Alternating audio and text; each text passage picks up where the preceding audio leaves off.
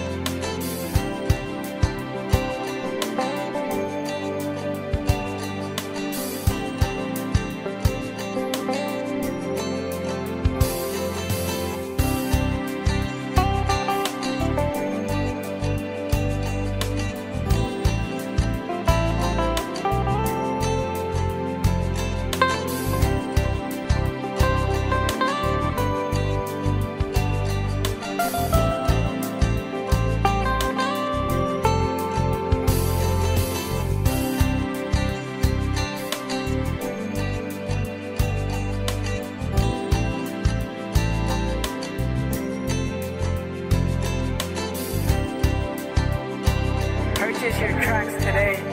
E-Man's Tracks.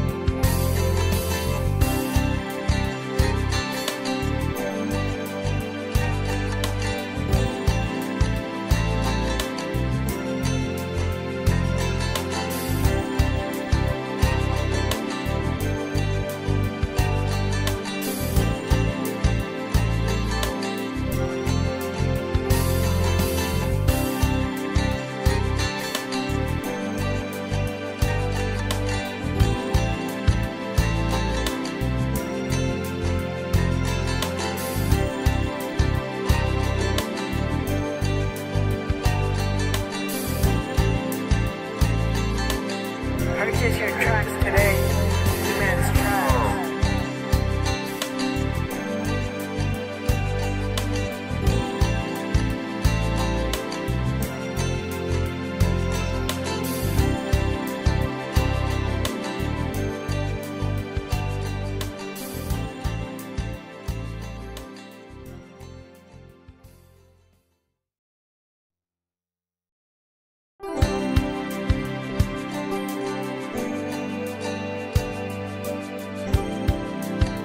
Purchase your tracks today.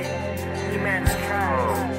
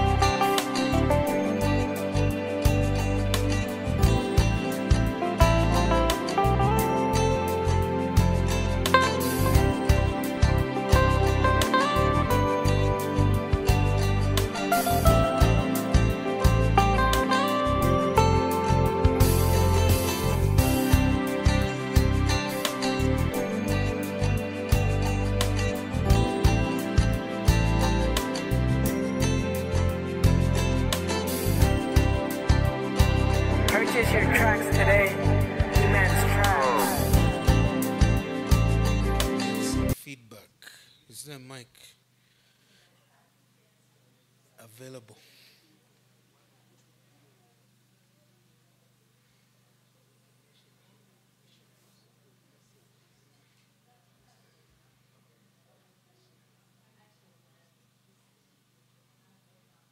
There is another mic.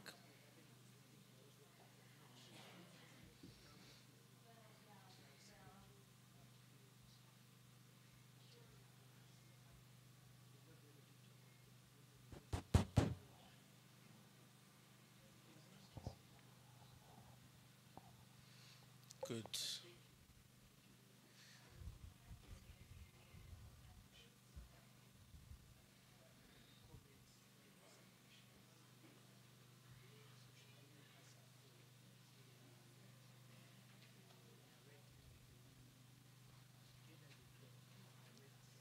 Let's get some feedback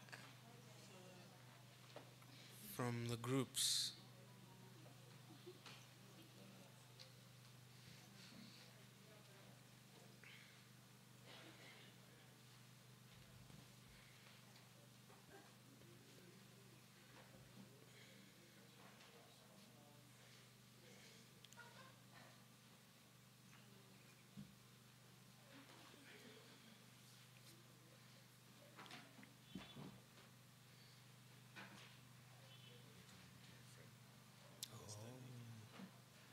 I know, to be quicker, just.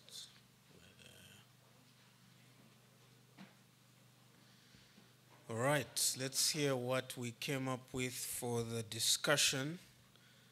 The first question, you can just shout out responses, then the mic will come for these other more elaborate questions. Hardships that Livingstone faced in his upbringing. Yes. Poverty. In what way? How do we see his impoverished setting?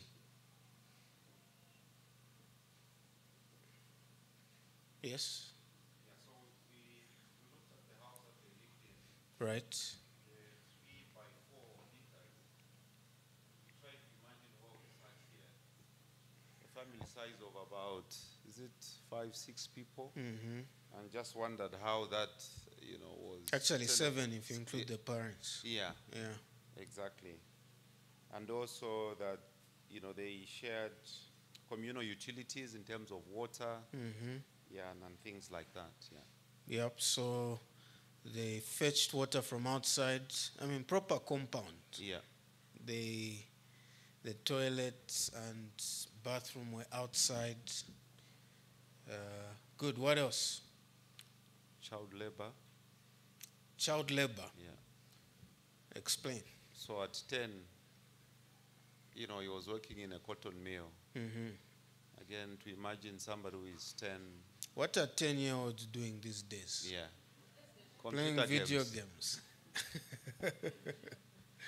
and saying, I'm bored, while holding a PlayStation here, Xbox here. I'm bored.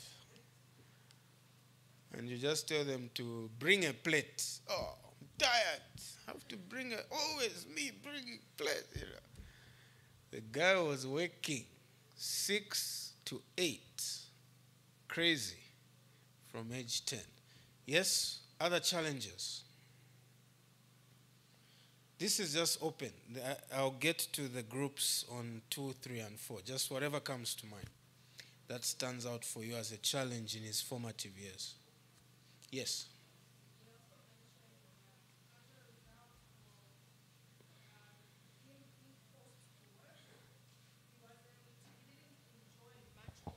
Childhood, because he was forced to work, or the siblings and himself were forced to work from 6 to 8 p.m.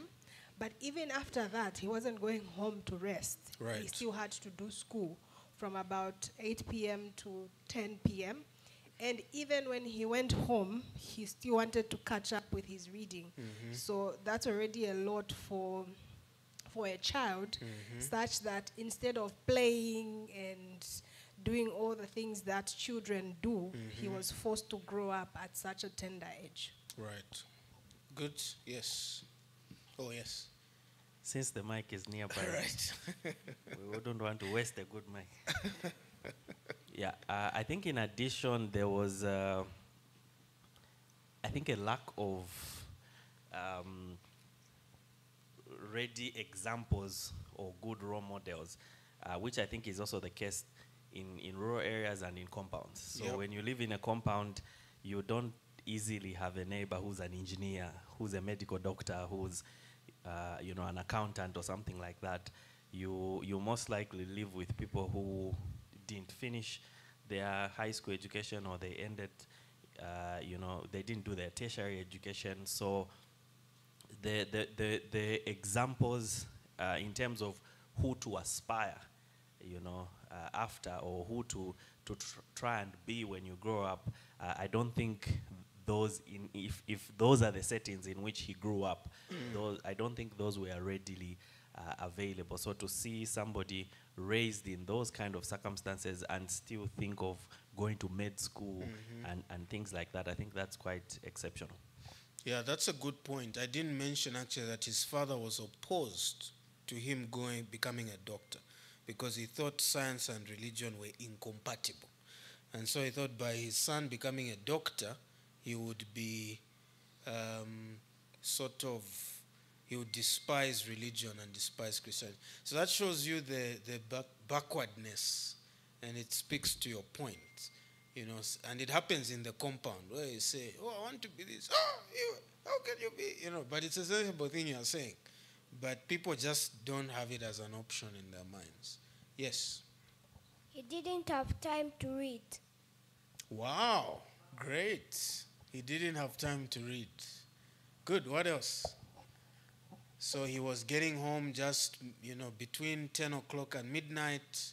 He had to eat. He's obviously tired. So very tight time frame. Other challenges which would have probably made him think, let me throw in the towel. I'm not going anywhere here. What comes to mind? I think that schedule was cramped up. His schedule was ridiculous, even for a grown person. Right? Yeah.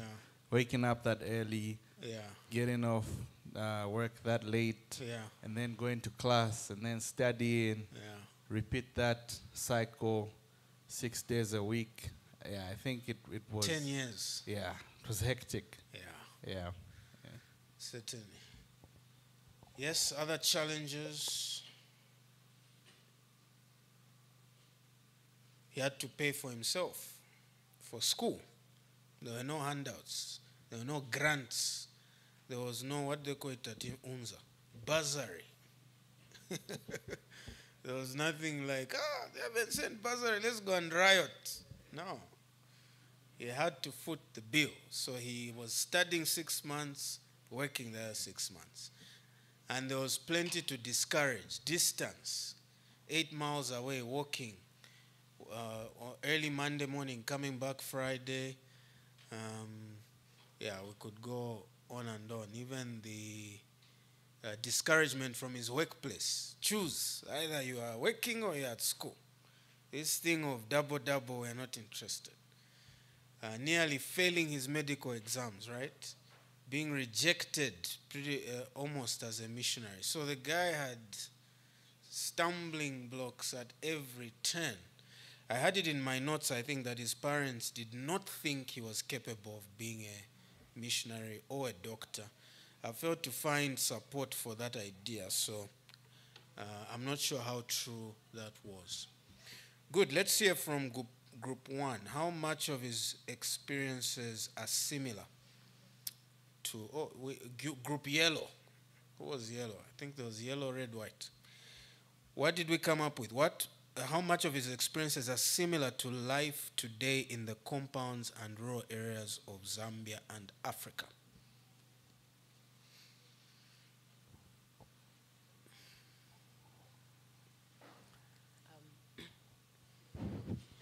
One of the similarities we're able to draw from David Livingstone's life to life in the compounds or rural areas is the fact that given the circumstances that prevailed at the time David Livingstone was growing up, it was a time that Britain was industrializing. And life at the time was hard for especially the poor families. They lived in crumpled houses, small houses, where they were exposed to diseases. They did not have the luxury of time to themselves, especially as children, and there was no privacy for members of the family because of the crumpled situation they found themselves in, the small space they lived in. But also they were, especially the children, because of the many industries that had come up at the time, the children from the poor families were made to work to supplement to their household income. And that is why David Livingstone found himself working at an early age. And this is what we find in our compounds now. Mm-hmm. The space the people live in is small. Mm-hmm. They are crumpled in those small spaces. Mm-hmm. But just have a curtain to demarcate the bedroom. Yes, yes. Exactly. Or a bed sheet, actually. It's not even a curtain. No, it's not even, it's a bed sheet. But also, we find these children working in the compounds. They draw water for the neighbors if they can. Mm-hmm. But it's also worse in rural areas where farmers want to make a livelihood out of the little boys and girls mm-hmm. who are supposed to be in school. But because they can't afford to go to school, there's no money to pay for them for school, they are subjected to work on the farms so that they can raise some money for themselves and also supplement the household income. Thank you. Yeah, you've seen these kids who break stones as well, along the roads. And so because they're helping raise money for the family, they don't go to school, some of them, for that reason. Good. Any other similarities noted from the other groups between our compounds and rural areas and David Livingstone's setting? Is that a hand? Is that a hand, Mainza? No? Okay. Yes. Mr. Kunayuma, then Mr. Chanda. Yeah, I think basically to see that David Livingstone didn't have really access to formal schooling in a proper way as we know it. And I think this is something that we take for granted. There are many who are not even able to start primary school in compounds and rural areas, just starting grade 1. So it already puts them at a huge disadvantage in life. Yeah. And yet he educated himself to the level of competence to enter medical school. You know, amazing. Yes. Yeah. So we also made an observation, like just like Livingstone. Even today, we do have kids that could be, sponsoring themselves from selling merchandise. Mm-hmm. At some point, they, go to school. We hear of such testimonies at university level. People that have paid for their, fees. Yeah. Good. All right. Question 2. Africans today wait for handouts and the support of government with loans and grants and free education. They say they are helpless without that help. What does the tenacity and drive of Livingstone in similar circumstances teach us about what they can do for themselves? Rather than, it was supposed to end there, what they can do for themselves. So in other words, if you are talking to someone in that setting, in the compound, you encounter them, and they say, no, me, I can't make it, I can't, it's impossible for us from the compound to become doctors, have money, without the help of the government, without the help of well-wishers, how would you challenge them from the tenacity of Livingstone? What opportunities also do you think are present here that David Livingstone may have had, or even could be better, perhaps? Group, that was yellow, white. Ah, okay, over here. Front. So we discussed that from David Livingstone's example, tenacity can take you far and opportunities can be created because of your tenacity. Where there's a quote which was said, where there's a will, there's a way. So looking at David Livingstone, he had every excuse actually not to excel. So things were very difficult, but he was driven and focused, and it made him go beyond the average. Doing the best that we can within our circumstances can take us beyond where we are. We also recognize that his upbringing and his tenacity when he was younger shaped his future. Even as he was on his missionary journeys, you could see an example was given that he went from east to west of southern Africa, really because he was driven. The tenacious spirit was still in him, moved with people. And he was also, that character of honesty has also showed itself when he got to the West Coast and he had to get his men, or the men, back. He promised that he'll come back with the men. That was part of being tenacious, first of all, because you're crazy to go back again, but he did anyway. Mm-hmm. So that, what he had when he was younger, also shaped his future. And then finally, we also saw that he thought differently as well. If you have to be tenacious, you have to think outside of the box and differently. If you think like others, you may not get very far. But if you think, I can do this, I can move forward and go beyond my current circumstances, it will take you beyond that. Good. What did the other groups have to say over this matter? Any additions? Yes, over here. Yeah, so our first observation was hard work pays, no sweet without pen. I think we've seen Livingstone was hardworking. Mm-hmm. The other point was the fact that incremental improvements make huge success. I mean, the 2 hours that he put in every day, right, Monday to Saturday to study, I think that made a huge difference. Mm-hmm. And also that we have a personal responsibility to improve our lives and not to devolve such responsibilities to government. And how that we've got a lot of opportunities at our disposal. I think Uncle Gabriel gave an example of the internet. Others would use it for, just socializing. Others, it's for, school. Imagine what he would have done if he had the internet. Yeah. I mean, the guy would be PhD by the time he's 20. Yeah. Good. Any additions?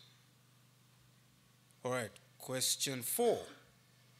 Any examples of other people who've made it without handouts in the face of disadvantageous start in life? Could we think of any? Perhaps it's someone in the house right now. Yes.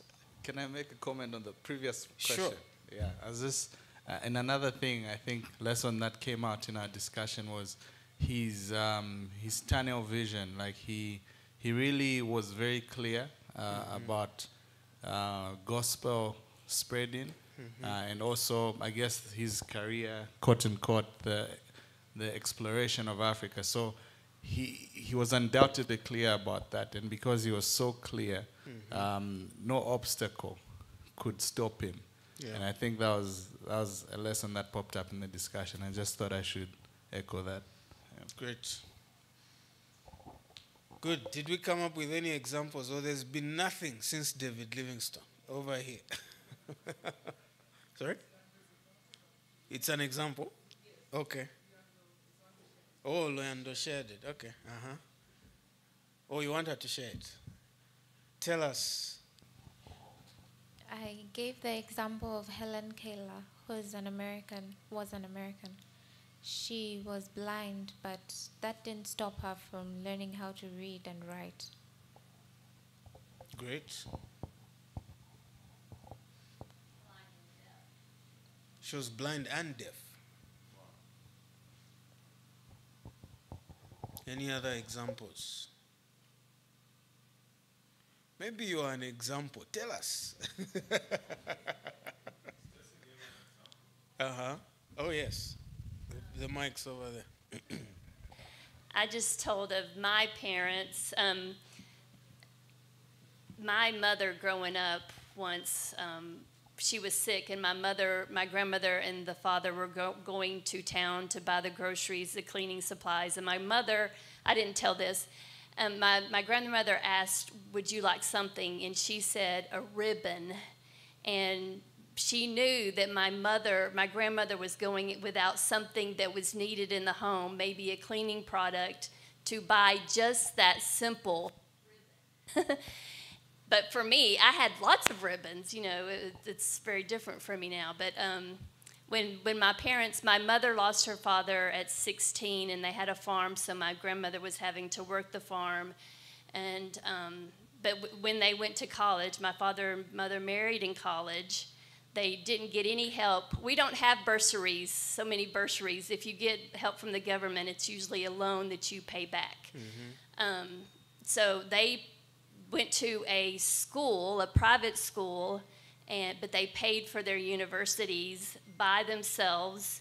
I will say it's easier in the U.S. to work and to go to school. There's more part-time jobs. I think my mother worked full-time. My father was helping the mother-in-law with the farm, and then he also took out a loan during that time and bought his own farm. So he was running 2 dairy farms. They were both working. They were married and then had 2 of their children during that time. So they didn't have much money, but then with the farm, they did well later in life. And I said that I was spoiled because they had the money to pay for my university. Mm. Good. Yes, at the back.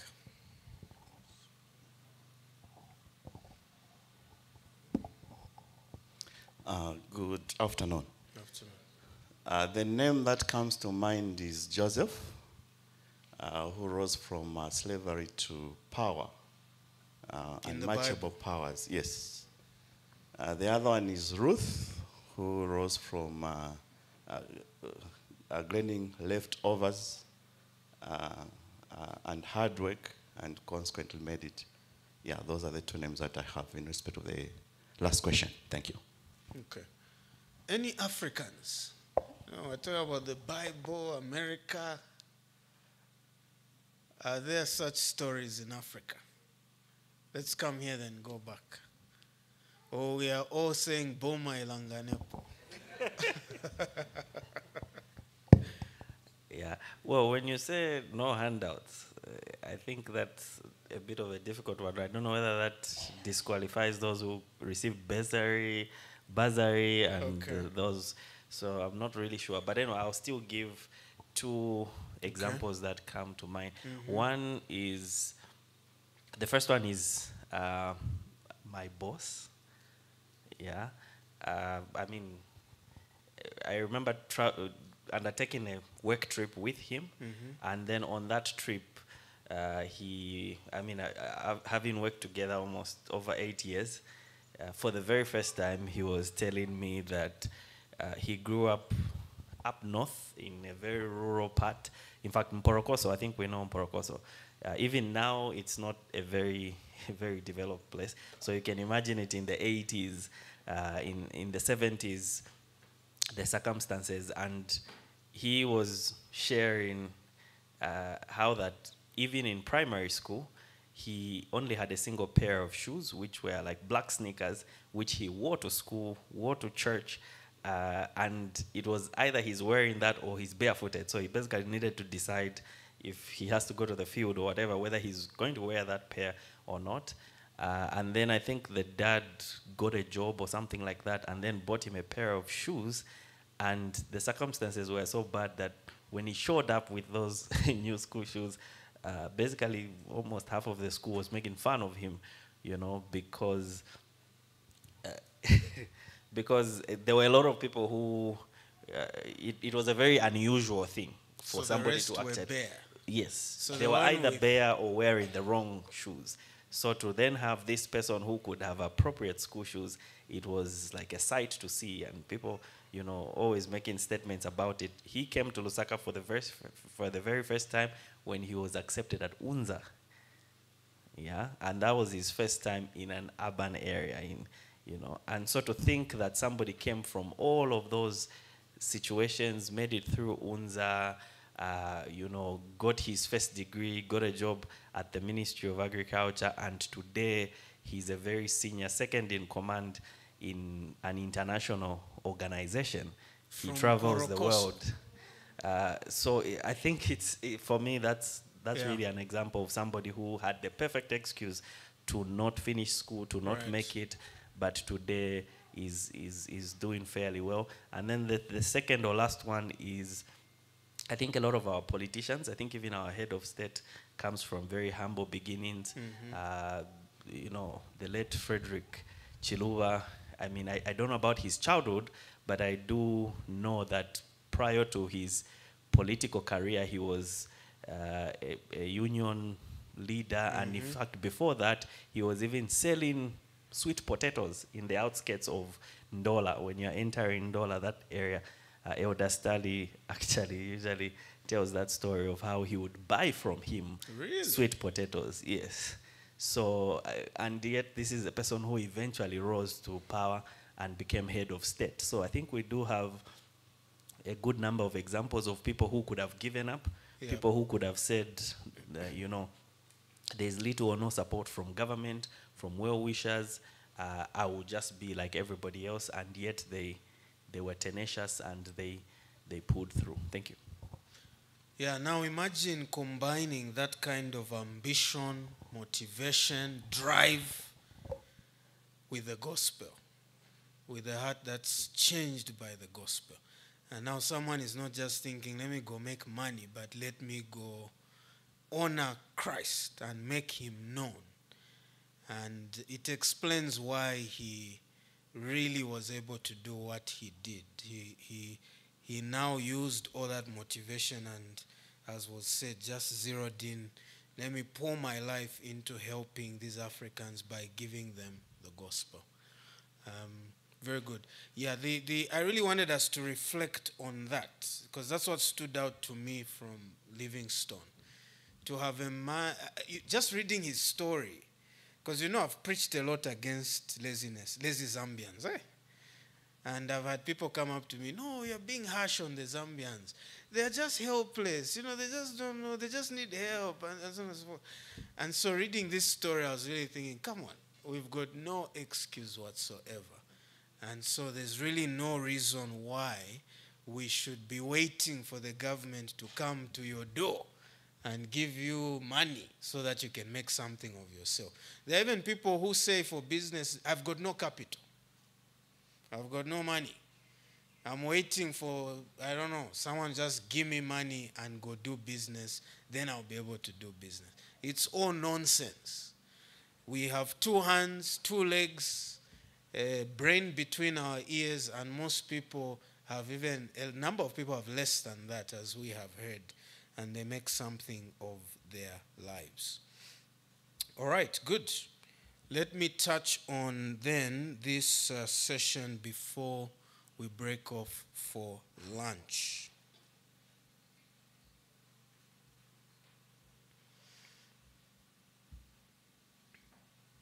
We are looking at Livingstone's abortive second journey. That's what I've called it.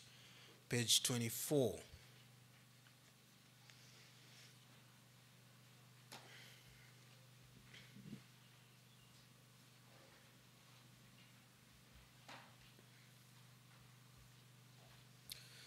So reading the paragraph before, Livingstone was at the height of his powers and fame.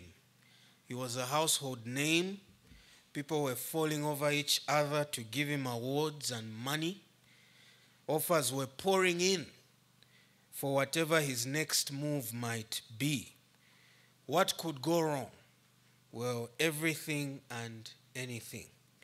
Unfortunately, it was downhill from here for Livingstone until his death.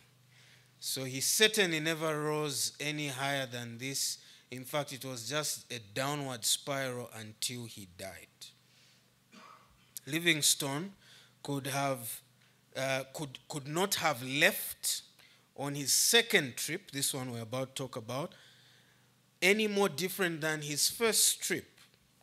He had left at first in obscurity. Nobody knew who David Livingstone was. Nobody cared. But on his second trip, he was a national name, household name, a national celebrity. In fact, there was a farewell banquet held for him with 350 guests, including ministers, celebrities, government officials. The who's who of society came to see him off. While virtually no one knew of him as he left the first time, everyone knew of him the second time. It was front page news. Who didn't know that Livingstone was heading out on his second expedition? While he had left the first time a poor man with nothing to his name, he was now leaving England quite wealthy. Wealthy enough, in fact, to buy a flat because his 3 children did not travel with him. His 3 oldest did not travel with him, so he bought a flat in London, not in Scotland, Kuja Kuma countryside. No, in London, bought a flat for them, and they moved into the flat, and he left them there with caretakers, caregivers.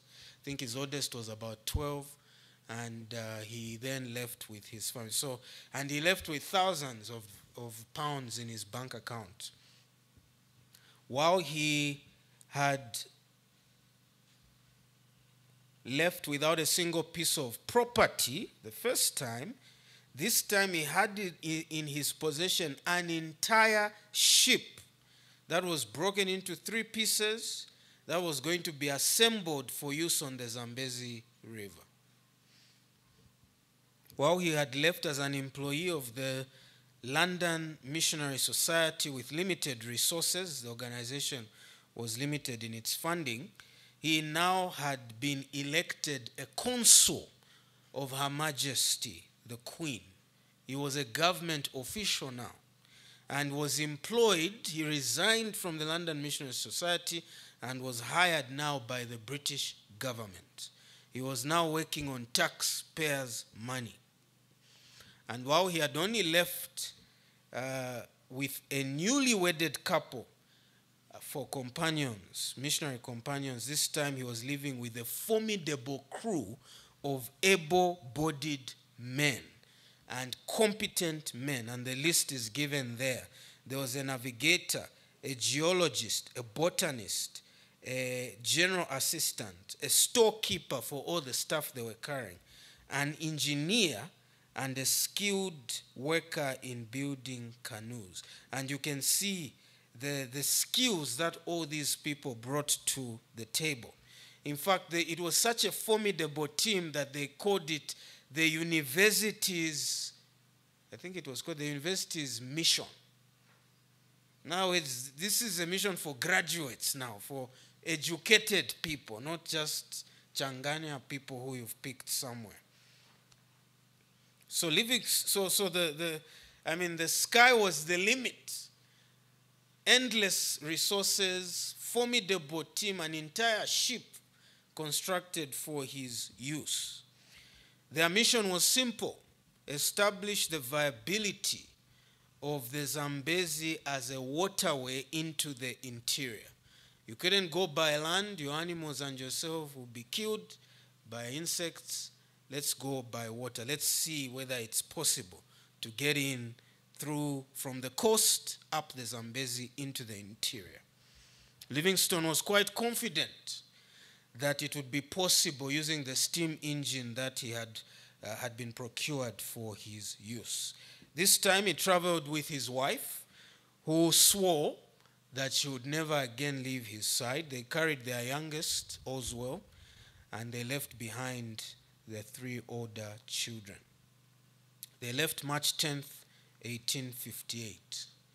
6 weeks later, they were in Cape Town, arriving in April. Mary arrived pregnant. You know, in this time, there were a few sources of entertainment. So Mary arrived pregnant with a 5th child and would then go. You know, it actually didn't work out. They didn't spend as much time together because Mary died on this expedition. So he, because she was pregnant, he sent her to her father at Kuruman Mission, and he proceeded up towards the Mozambican mouth of the Zambezi to enter inland from there. She went to deliver the baby at her parents'. The team led by Livingstone did not get along. We talked about this the first time. Livingstone could just not get along with fellow Europeans. The problem was, some say Livingstone had too much of high expectations.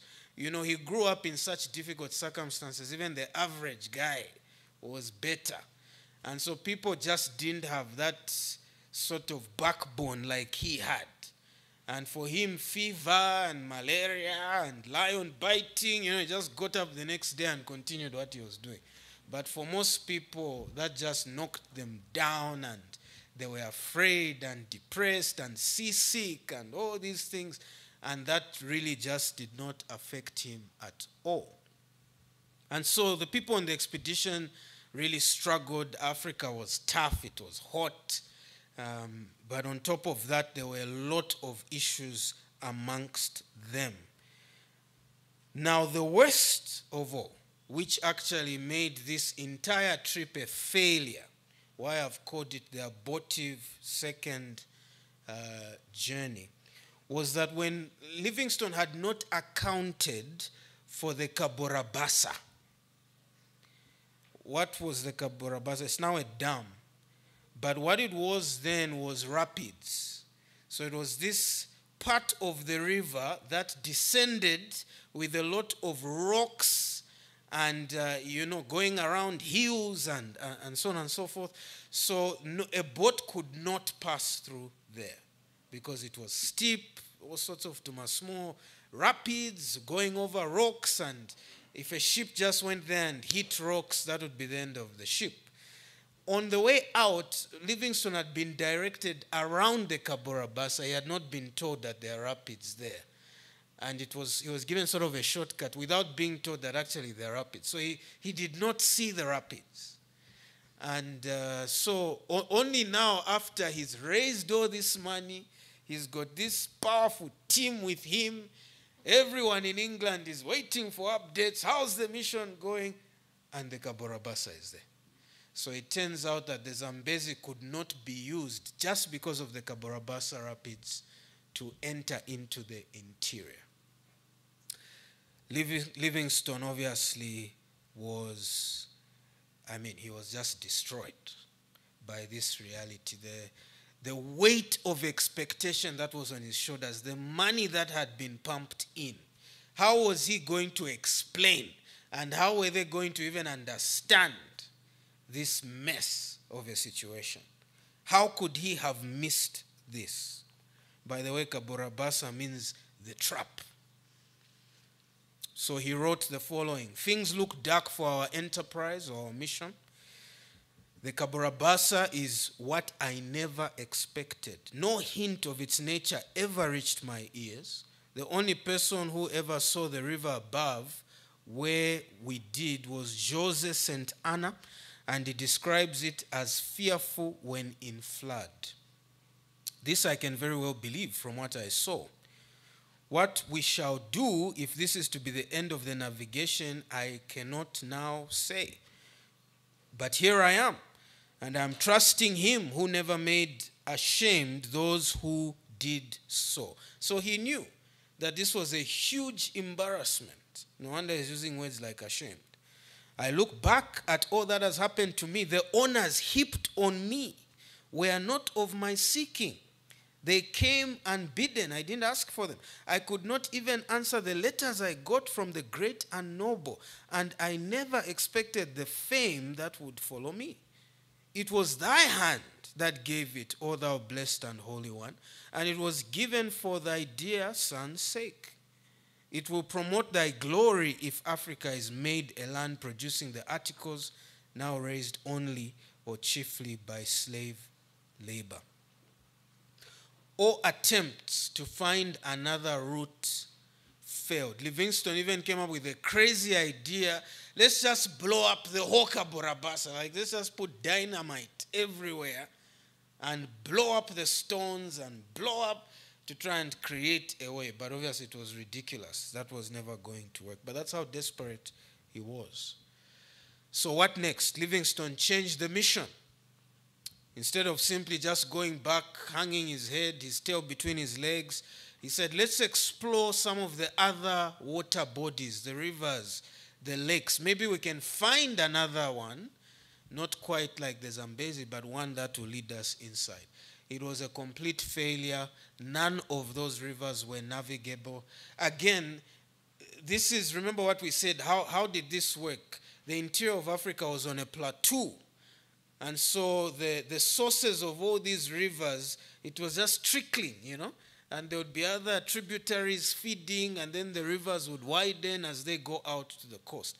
But to try and put a boat there, bigger than a canoe, was not going to work on any of these interior rivers. Tensions rose. Obviously, when a mission is going south, everybody can see there's no future here. Already, bad relationships get worse. Livingstone had carried his own brother, the one labeled as an assistant, Charles, and he clashed even with his brother.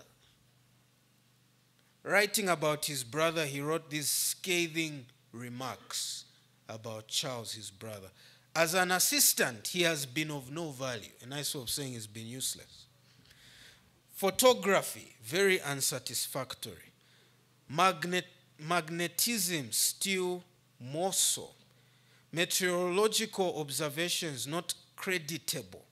And writing the journals in arrears. In going up with us now, he is useless, as he knows nothing of Portuguese or the native language. He often expected me to be his assistant instead of acting as mine. It was, he said, all my fault. The ebullition that happened because I found fault with his destroying my pillows. So there's something, brothers are fighting over pillows here.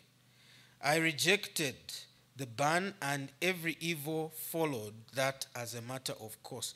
He was perfectly blameless, as if my act had destroyed his individual responsibility. He allowed 100 pounds of magnetical instruments to be completely destroyed by damp, but must not be blamed. Mary, as if things are not bad enough, Mary soon dies.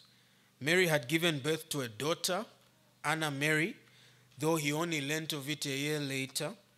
Mary had even gone all the way back to England because there was a threat on Kuruman, her father's mission station, and so they had to leave. The Boers were threatening to attack Kuruman, just as they had attacked Mobatsa, Livingstone's mission stations, years earlier. All was not lost. They were able to explore the Shire River, the Ravuma rivers. They also discovered the beautiful Nyasa, now Lake Malawi. If you want to know what that looks like, ask the Chiumias. They go there for holiday almost every year. In fact, they were there a few months ago. Beautiful, beautiful Lake Malawi. Unfortunately, not long after reuniting with Livingstone, Mary died of fever. Livingstone was broken. About that time, Livingstone wrote, "A great loss to me and to us all." In his journal, he wrote, "It is the first heart stroke I have suffered and quite takes away my strength. I wept over her, who well deserved many tears. I loved when I married her, and the longer I lived with her, I loved her the more. God pity the poor children who were all tenderly attached to her.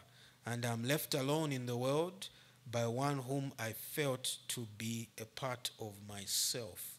I hope it may, by divine grace, lead me to realize heaven as my home, and that she has but preceded me in the journey. Oh, my Mary, how often we have longed for a quiet home since you and I were cast adrift at Colomb Bang.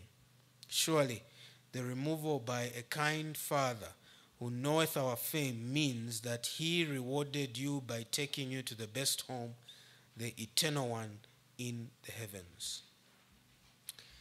He wrote this to his children. With my tears running down my cheeks, I have to tell that poor dearly loved Mama died last night about 7 o'clock.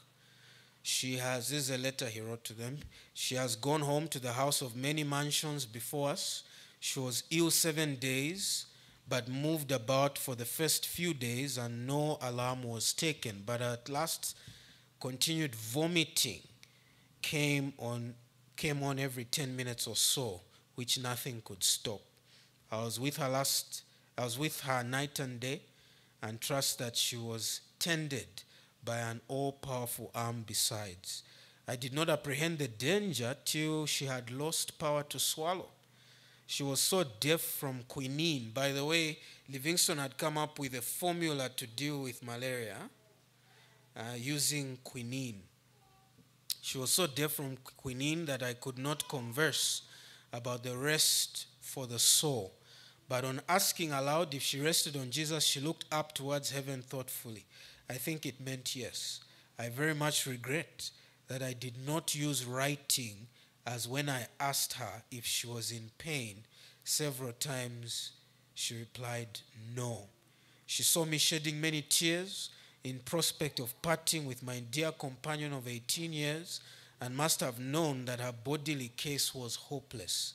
She answered my kisses up to within half an hour of her departure. In other words, she was at least able to tell that I was kissing her within half an hour of her death. She was still aware. It was only after we had commended her soul to him who himself passed through the gate of death that she took no notice of me, so she became unconscious. She was then breathing with her mouth a little open, shut it quietly, and breathed no more. She has got home sooner than we. This earth is not our home. She loved you dearly and often spoke of you and all the family, especially little baby. You must think of her now as beckoning you from heaven, never to let the pleasures of sin cheat you out of a happy meeting with her, and above all with Jesus, who died bearing our sins on his own body on the tree. One of the things that's amazing in his writings is the gospel came out. He seemed like a man who was just saturated with the gospel. Even in the simplest letter, there had to be a comment about Jesus, the cross, the price our Savior paid. He once said, why is it that slave traders are found in the interior of Africa and missionaries are not? Missionaries are saying it's too hard to get in there, but I'm seeing Portuguese and Dutch and Africans selling each other in the interior. And he said, I hope that the Christian missionaries will be as motivated, even more motivated than the slave traders to come into the interior of Africa. And so over and over he talked about Christ and his death. The greatest impact, though, of the expedition was that Livingstone discovered the extent of the East African Arab slave trade. It was rife in the East Africa region. Along those rivers that he was with, in fact, there's the map there, you can check it out now. That should be map number 3, the Zambezi expedition. So this is just the eastern part of Africa. You can see Colomane, which is Mozambique, bottom right. So we're literally talking about the interior of the eastern side of Africa. There's the Lake Nyasa there now, Lake Malawi.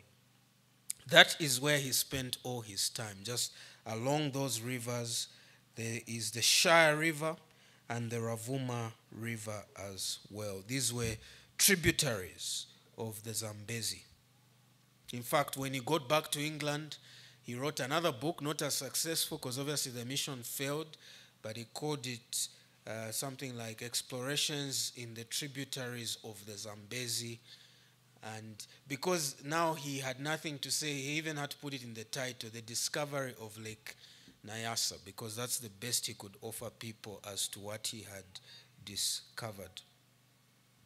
So the greatest impact was just discovering that all around these rivers here in the east, slaves were being moved about. Slaves were being gotten from the interior and being dragged and captured to Zanzibar, which is above, further above, and being sold as slaves there. Livingstone had no idea, the world had no idea, that millions of Africans were being dragged out as slaves in this area, primarily by Arabs. And he said that that terrible Muslim religion is what he called it, because it's the Muslims who were there doing all these things, moving slaves up and about. One time, as they were moving through, I can't remember if it was the Shire or the Ravuma, the sources, some say it was Shire, some say Ravuma, the little boat that they had on the river was failing to move. So he sent a few engineers, hey, get in the water and check what's going on there. And it was filled with dead bodies, African bodies in the river. And he said it was a ghastly, horrific sight. What would happen is those who were too weak, because they would move people along the river, taking them for sale in Zanzibar. Those who were weak, old, sick, young, lacking strength, they just either just killed them, slashed them, or just left them to die along the road, or just threw them in the river. And he says there were so many dead bodies that the crocodiles were not even, they had eaten their fill of the bodies. And they couldn't even be bothered to eat anymore because they had eaten their fill of these dead bodies. Livingstone talked about how he would be kept up at night, sweating, because of the images of dead African skeletons, decapitated, missing limbs along the river, in the river, and it was just a horrific sight of how they just disposed of these Africans in any way they felt like doing. One day along the Shire River, they managed to free some slaves.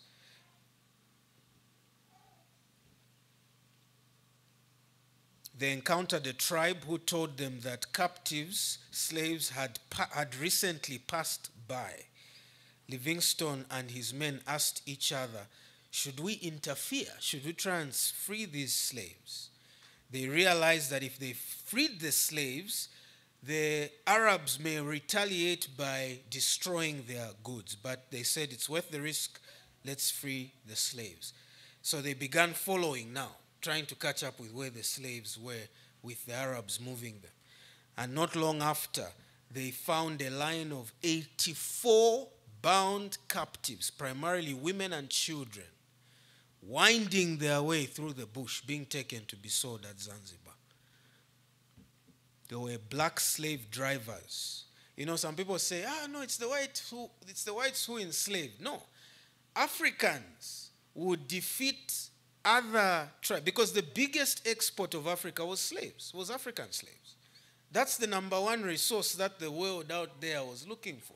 And so what they would do is this tribe would defeat this tribe, capture them, and wait for the Arabs to come and sell them as slaves in exchange of goods, guns, food, you name it. And so when these slavers who were moving these women and children saw the whites, because they knew that the whites are not up for this kind of thing, they all disappeared and ran off, fearing to be identified. And Livingstone said that it was difficult to even just release them, to free the captured men was a more difficult process because each had his neck in a fork of 6 or 7 feet long of iron.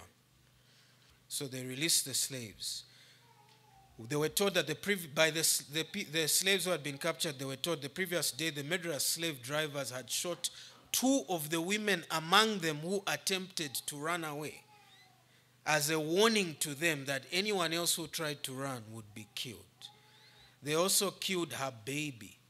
There was a man who was murdered with an axe after he broke down from fatigue. So he's moving in this thing, he's tired, he gets down and they just slash him, get him off the line, and they continue moving with the people. It was absolutely horrific.